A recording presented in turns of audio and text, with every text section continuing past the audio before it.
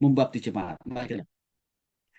Baptisan adalah sakramen gereja, aturan gereja yang mutlak dilakukan dan dilaksanakan. Maka yang bisa membaptis adalah mereka yang telah memenuhi syarat yang telah diteguhkan. Siapa? Pendeta, pastor. Mana ada salah kita? Matius pasal 3:13. Maka datanglah Yesus dari Galilea ke Yordan kepada Yohanes untuk dibaptis. Artinya apa Bapak Ibu? Yesus itu Tuhan dan juru selamat. Juga tidak langsung saya konyong-konyong. Gue baptis diri gue sendiri. Enggak.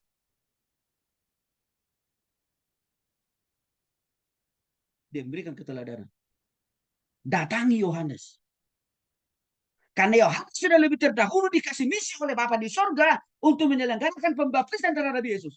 Maka Yesus taat terhadap Bapa di surga. Maka dia datangi Yohanes. Jauh Bapak Ibu. Dari Galilea ke Yordan jauh. Tapi Yesus harus bayar harga. Waktu, tenaga, pikiran. Hanya untuk mencari Yohanes di Yordan. Untuk apa? Dibaptis.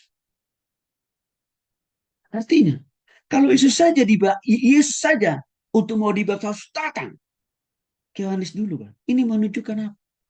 Tidak boleh sembarangan orang membaptis. Harus orang-orang yang telah ditentukan, ditetapkan, bahkan diteguhkan. Siapa? Ya pendeta, Bapak Ibu. Jika kalau ada gereja, pengurus gerejanya suruh membaptis, diakennya, sintuannya, itu sesat itu. Nah, kalau untuk ini saya harus tegas.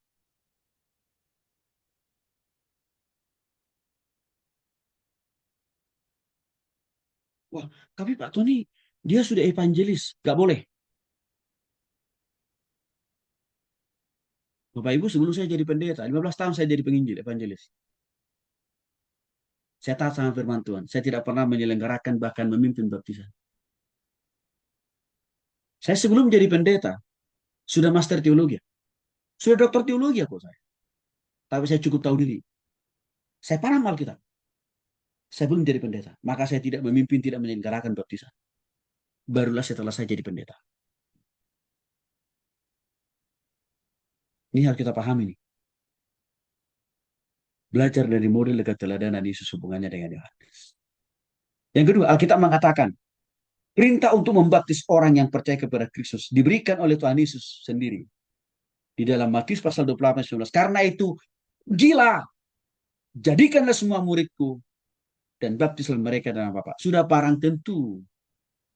Misi ini pertama kali ditujukan kepada para rasul kan, bukan kepada jemaat awam. Bukan, kepada para rasul. Yang sama posisinya seperti para pendeta kan ini.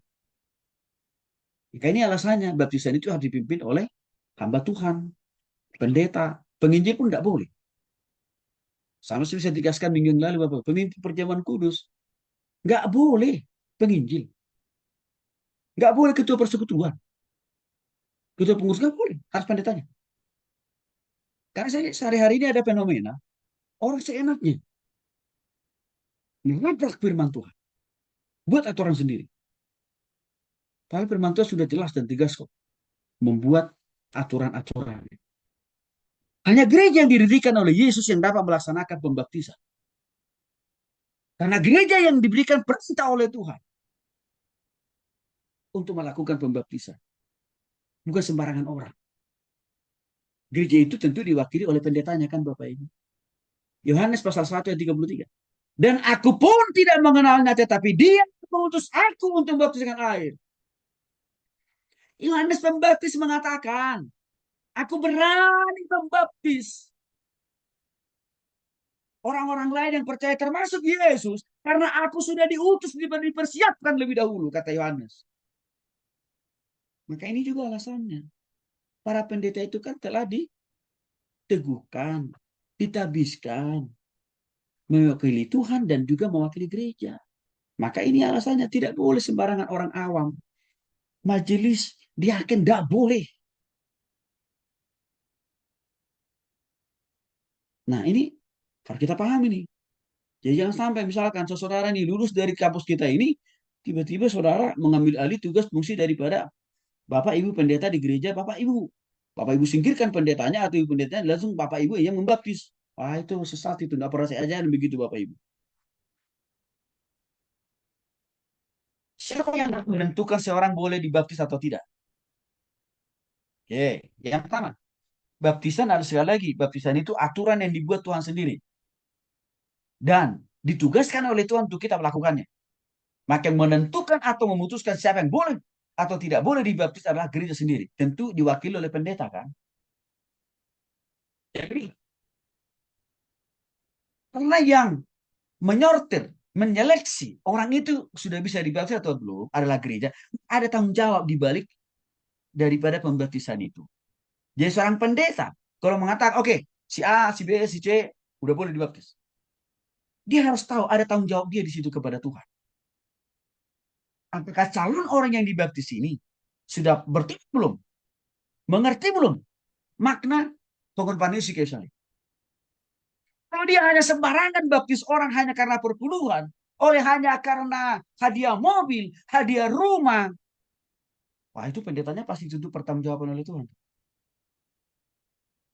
Bapak Ibu, saya ada satu orang nih, saudara dari seberang,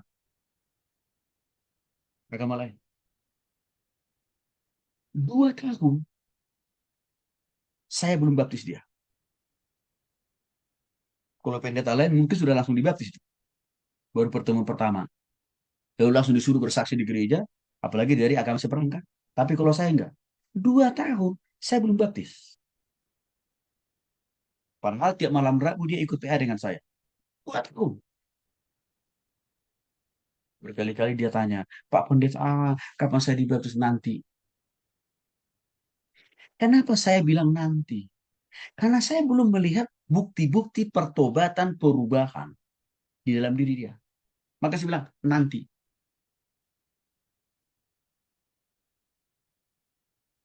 Jadi pendeta punya tanggung jawab kepada Tuhan. Loh. Kalau kita membaptis orang, belum bertobat, sungguh-sungguh. Tuhan tuntut pertanggungjawaban kepada kita yang membaptis. Hati-hati kita para pendeta tangan.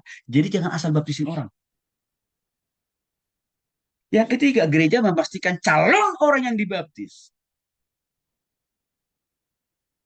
Bahwa baptisan yang akan diikuti nanti entah percik atau selam. Bukan supaya dia masuk surga, bukan. Hanya sebagai tanda simbol yang membedakan bahwa dia sudah percaya kepada Yesus atau dia sudah menjadi orang Kristen. Itu aja kan sebenarnya. Tersalah Kisah Para Rasul 2 ayat 36 sampai 41.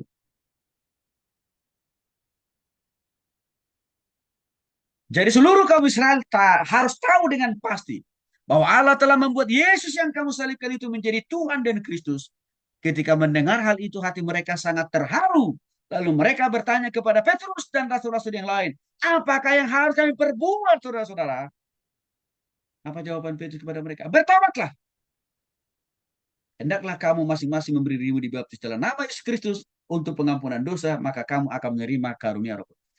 Kata penting yang pertama disampaikan oleh Petrus kepada mereka, eh, sini, sini, sini, baptis. Bukan itu.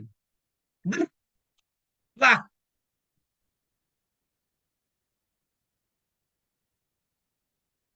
itu dulu. Jadi Petrus tidak langsung terburu nafsu membaptis orang kalau belum bertobat. Berbeda dengan hamba-hamba Tuhan zaman sekarang. Dia nggak mau tahu orang yang dibaptis itu sudah bertobat atau belum. Dia juga nggak pernah nginjilin orang itu. Tapi ujuk-ujuk sudah dibaptis. Maka apa yang terjadi? Banyak orang yang sudah dibaptis, tobat-tobat. Artinya apa? Tetap jadi penjahat, tetap jadi maling, tetap jadi koruptor, tetap jadi pembohong, tetap jadi tukang selingkuh dan berzina. Sudah dibaptis. Dan mungkin juga baptisnya udah bolak-balik itu. Dari percik ke selam, dari selam ke percik. Bertobat. Bahkan Petrus juga meneruskan lagi di dalam ayat 41.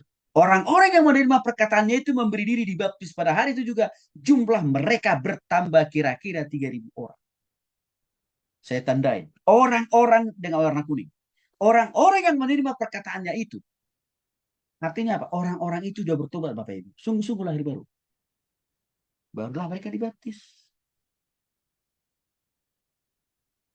Ini prosedur tata cara yang benar membaptis orang. Kenapa kita para pendeta ini? Banyak orang sudah kita baptis di gereja kita. Tapi orang-orang kita baptis itu jadi sumber masalah di gereja. Jadi troublemaker. Sumber konflik. Pemecah gereja pula. Bahkan apa? Dia menjadi provokator untuk menyingkirkan kita pendeta. Ini banyak terjadi di gereja itu kan Bapak Ibu. Kenapa? Karena kita hanya siap membolak-balikkan jenis baptisan orang itu. Tapi nggak pernah kita sibuk menobatkan orang itu pada Kristus. Situ persoalannya. Maka mari Bapak Ibu konsisten kita pada firman Tuhan. Bertobat dulu, bimbing orang, injili orang dulu.